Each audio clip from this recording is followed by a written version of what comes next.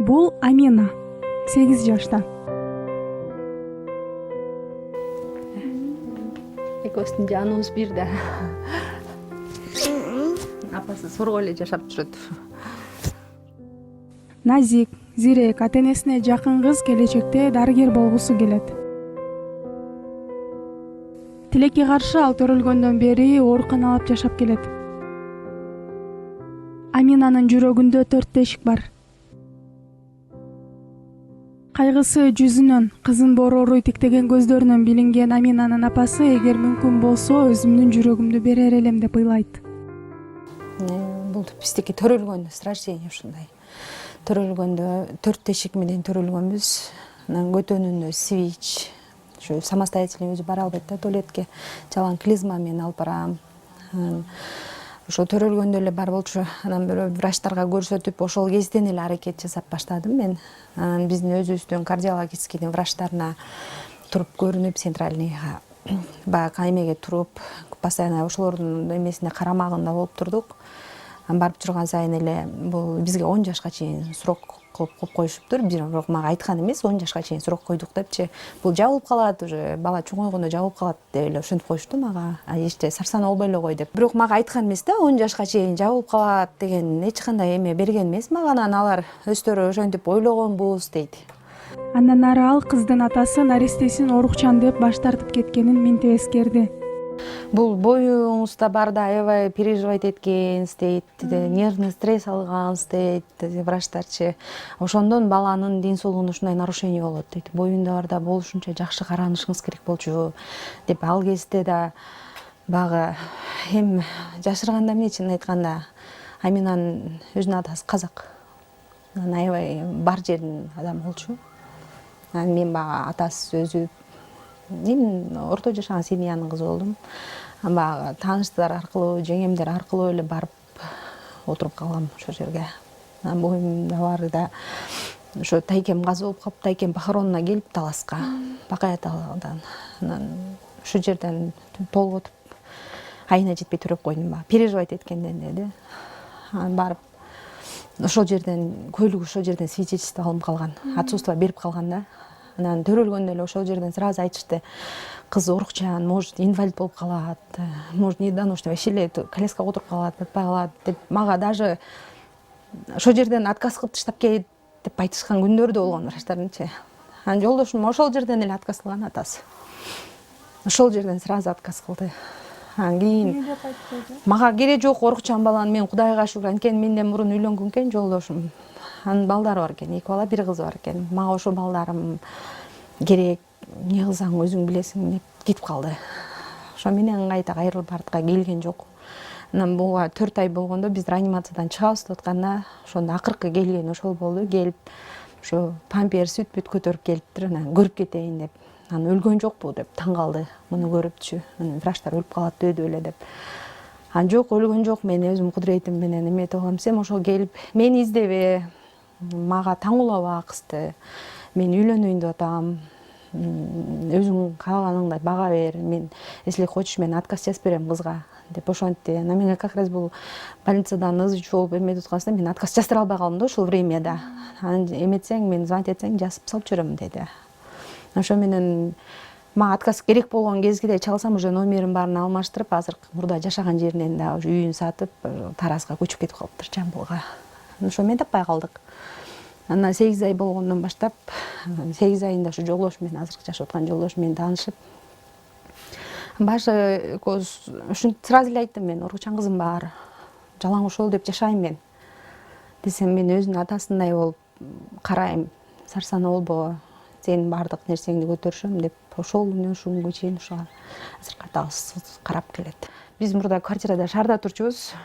Баягы квартира кымбаттап кетти, мунун дарылары да кымбаттап кетти. Анан биякта кайнатам ушул жерде турат да. Анан ошо кайнатамдын инилери аркылуу берди таап калдык. Бекери да, бердин светин да өзү төлөп берет, хозяйнасы аябай жакшы дунган. Берге каалашыңарча жашай бергиле, бесплатно эле дегенден айла жоктон мен ошол шартка көнүп көчүп келдим. Келгенде ушундук болчу, өзүмө тууралап, ыңгайлаштырып, кызыма микробтон алыс болоюк деп баарын өзүбүз ыңгайлаштырып алдык. Кызын 8 жылдан бери дарыгерлерге көрсөтүп келаткан эне Аминанын ден соолугу жакшы жакка өзгөрүп атат деп ишенип келген. Бирок бул ишеним абалды начарлаткан. Биринчи карантин башталганда кызым внезапно жыгылды ушул жерде. Ойноп эле.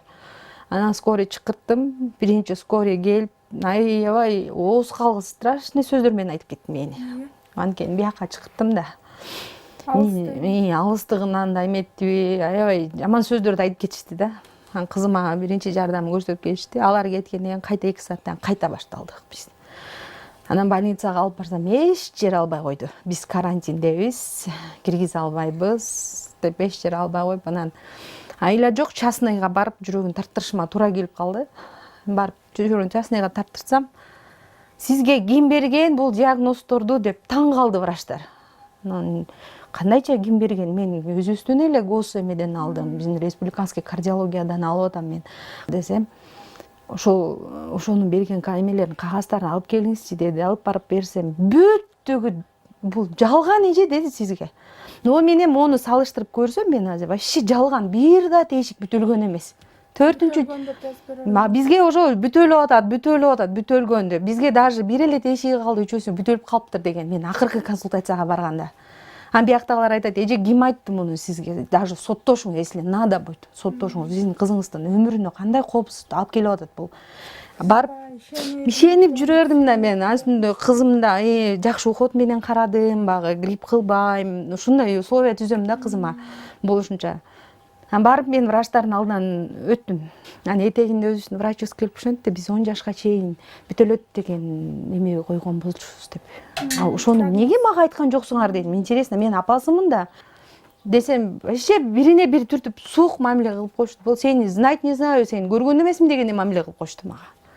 Ошо мен ыйлап тияка больницага бардым, бияка бардым, көтөн озом мондай болот. Эми 2 жылдан бери жан баш сөөгүнө, омурткасына бир сөök өсүп атат. Билбейбиз ал каяктан чыгып атканын. Аны ортопедке көрсөтүшүбүз керек экен. Ортопедтер азыр бүт баары тиякта, биякта иштебей атат да, эч жер көрсөтө албай атам. Травматологияга көрсөттүм, эч жерден травма деле албаптыр. Таң калыштуу болуп атат, жомок да. Тешиктердин эң чоңунун диаметри 6 мм. Каарманыбыз бирине бири жакын жайгашкан жүрөк тешиктерин убактылуу жаап туруу үчүн 1200 АКШ доллары. Ал эми операция жолу менен бүтөө үчүн 12000 АКШ доллары керектелип жатканын айтты. Биздин азыркы чоң тешигибиздин размери аябай чоң болуп атат да. Мына 6 болуп атат. Мындай узуну, туурасы 6 мм болуп атат да. Самый маленькийбиз мынакей 2,9. 2,7 ушундай да. 4, 6 эң чоңдору ушундай болуп атат. Биздики баары аябай тяжелый эме менен коюлуп атат. Биздики эң чоң тешигибиз менин бармагымдан да чоң болуп атат. Мына тешик мына жагында болуп атат да, эң чоң тешик. Өпкө менен кабырганын жанында. Ошол жерде болуп атат эң чоң тешигибиз. Анан катарынан кетип атат да 4 тешик. Уда экен да 4 тешикче. Аны жана приступер жыгылганы ошондон дейт. Анткени жакын болуп калгандан, эгер мындай алыс болгондо да көп мынчалык болбойт эле дейт да. Анткени чоң тешиктин жанында эле бир тешиги, дагы жанында эле тешиги болот. Анан ошол тешиктердин эмесин ушул менен текшеришип атат да. Азыр ошо аппарат бияка жазат экен. Муну коюшту, эми результатын алгандан кийин барып анан врач аппарат коет кайта. Ошол чоң тешиктин түбүнөн кетип атат, кан тамырдан уже нарушение кетип, менин кызымдын бутуна берип атат уже. Буну азыр бутуна биз эгер азыр срочно мен аппарат койдуртуп же операция кылдыртпасам баспай калышы мүмкүн экен бул. Анан азыр ошо биз Эмиль Жуматаевич менен сүйлөшүп атабыз. Азыр ошол айтты, азыр ошо тешиктин эмесине мен аппарат коюп берем. Аны да бир фирмадан алат экенбиз, өзүбүз сатып алат экенбиз аппаратты. Анан менин услугам бекер эле болсун, силерге жардам болсун деп атат. Анан аны сатып алганыңар ошо 1200 доллар турат экен азыр. Убактылуу ал. Эми пока мына коронавирустун эмелери бүтүп, калыбына келгичекти. Анан биз ал ошо Нурхан Нурматович менен сүйлөшкөнбүз.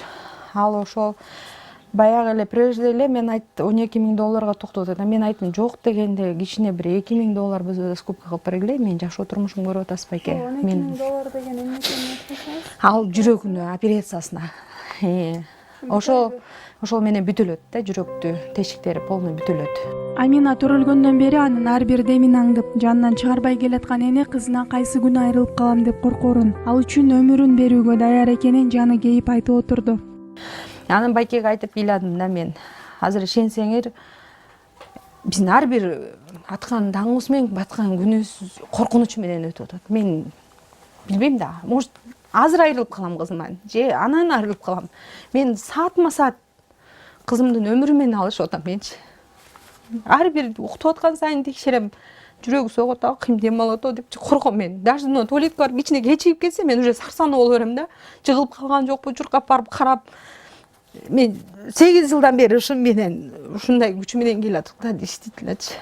Анан азыркы кырдаал мен действительно кыл үчүн да турду өмүрүбүзчү. Анан Жакын экен сизге. жакын. Мен жанынан такыр алыс чыккан жокмун да. Базда бирден көсү жанындамын. Анан өзү дагы уже баягы акылына кирип калганга, азыр клизма жасайын десем, ыйлайт да, чырылдап, апа оорутат, жасабаңызчы деп суранат да. Аябай аны көргөндө чын зейним ушундай кейип кетет. Кече байке менен сүйлөшкөндөн айттым, байке, эгер менин жүрөгүм туура келсе, менин кызым алып эле которуп салып коюңузчу. Менин кызым өмүрсүз болду, менин өмүрүм мага керек эмес. Мен ошо аркы дүйнөдө эле көз салып турам, ошо кызымдын кандай жашоодо жашап атканын деп. Бизде байкеде жок. Андай ойду ойлоо жакшы болуп кетет. Биз колдон келген аракетти кылабыз. Жака жазарыз, бияка жаз дейт. Мен жаздым. Президентке чейин жаздым. Мага жардам берип койгулачы. Бирөө үчүн бул болбогон сымма чыгар, мен үчүн бул тоодой акча болуп атат. Эч жерден эч кандай ответ болгон жок. Чалып кайта шылдыңдагансып, мен жашоо турмушумду сурайт, башкасын сурайт келипчи. Ишенсеңер, уже кызымдын турган турпатына эле сүйүнүп атам мен азыр. Бирок билбейм мен кайсы күнү айрылып калам будан. Ушунча азап тартып чоңойтуп алган, мен бир күндө айрылып калгым келбейт да баламанчы. Апарбаган жерим калган жок, жалынбаган нерсем калган жок. Ушул окуунун оорунун кесепетинен окууну дагы окубай келебиз. Мектеп 2-класс болуп калмакта. 2-класс болмок. Мектептин бозогосун аттайбыз, ушинтип приступ берет. Алып калам. Түндө кармаганда дагы зарканам, скор чакыргандан. Жаман бага колуңда болсо, может андай сөз айтпайт беле. Кичине эле жашоо турмушумду көрүп эле сразу эле басынтып, ар кандай сөздөрдү айтып башташат да. Эмне жашоо турмуш? Неге чакырып атасың, алып барбайсың, ушундай жердин түбүндө сарайда жашап, неге чакырасың деген сөздөрдү айтат да магачы. Алып барбайсыңбы өзүң, сага керекпи бала деп. Мен тирүү турганда, мен баламды өлүмгө койбойм. Мен бирөөнүн эшигин шыпырсам да, бирөөнүн үйүн жыйнасам да, мен личтейт болом, сени жалдырасам да бирөөгө барып. Андан соң биз Амина менен сүйлөштүк. Аппараттардан жүдөйсүңбү, Амина? Ооба. Түтүттүнүн татып кеттим. Доктурга апарып жүрүп шаажы чечтим да. Чечтиресиң, э? Апаң сени доктор болгусу келет дейт го, э? Ооба. Жеңиш бөлүм бар, ошондо болуп кетти. Докторлор эмне иш кылат? Доктурдар бар, адамды текшерет. Чыгып кашап келет да больницага. Алып келип текшерет, анан больницага жаткырат. Сен чоңойгондо апаң менен атаңды багасыңбы? Багам. Тазалап, үйдө тамак бышырам. Тамак бышырып, апамдардын караганын апелейм.